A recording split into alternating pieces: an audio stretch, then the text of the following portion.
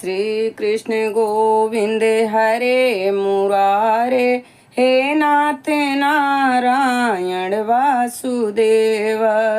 राधे राधे दोस्तों, सरिता ज्ञान गंगा में आप सभी का स्वागत है। आइए हम लीला पुरुषोत्तम भगवान श्री कृष्ण के चरणों में प्रणाम करते हुए पुरुषोत्तम मास महात्म्य की कथा को श्रवण करें। 10वां अध्याय।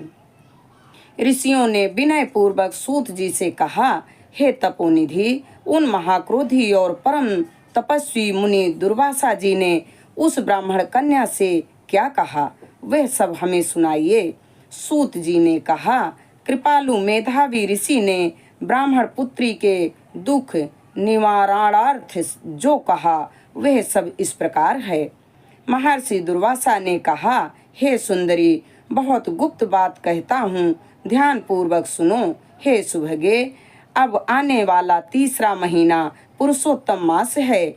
उसमें तीर्थ में जाकर स्नान करने से मनुष्य बाल हत्या तक के दोष से मुक्त हो जाता है।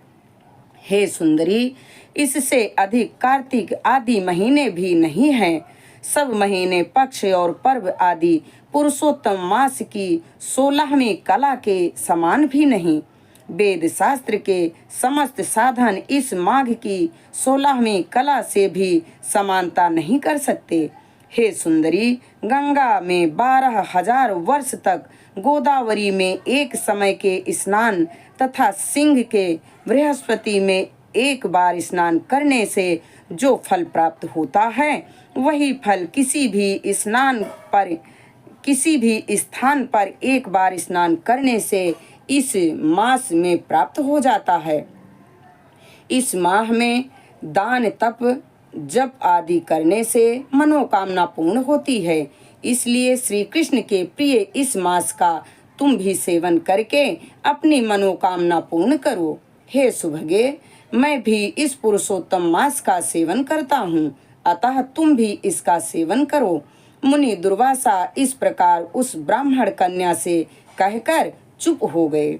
श्री कृष्ण जी बोले, दुर्वासा के वचन सुनकर वह मूर्ख कन्या क्रोधित हो कहने लगी, हे ब्राह्मण, आपके वचन मुझे पसंद नहीं आए। माघ, कार्तिक एवं वैशाख आदि मास सेवन करने पर क्या इससे कम फल देने वाले हैं? शिव, पृथ्वी, सूर्य, अंबिका एवं गणपति की सेवा पूजा क्या उससे कम फलीभूत है? व्यतिपात आदि योगों को छोड़कर आप इस मास की प्रशंसा क्यों करते हो? यह मास तो सब कर्मों में निंदित मलमास है। सूर्य की संक्रांति इसमें न होने पर भी इसे आप श्रेष्ठ कैसे कह सकते हैं?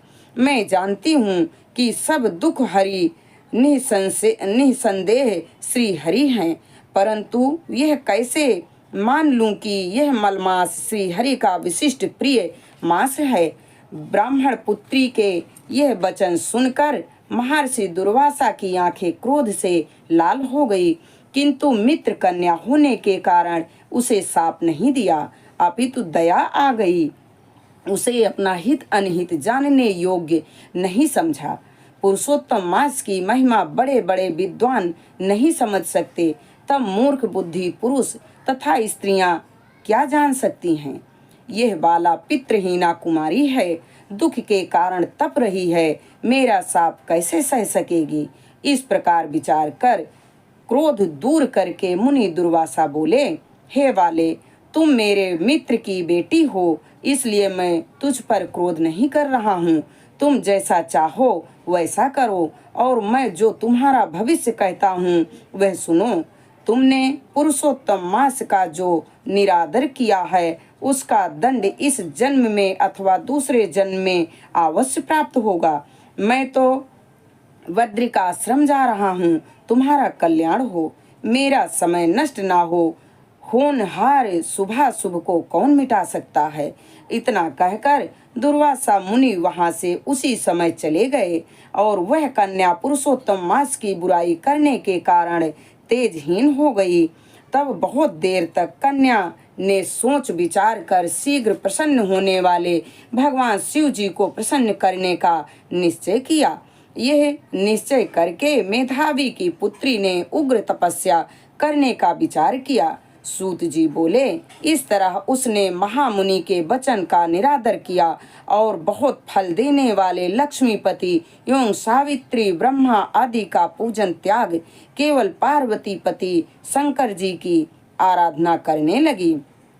इति श्री पुरुषोत्तम मास महात्म्य कुमारी शिवाराधनो धो गो नाम 10वां अध्याय संपूर्ण। यहाँ पर 10वां अध्याय संपन्न हुआ।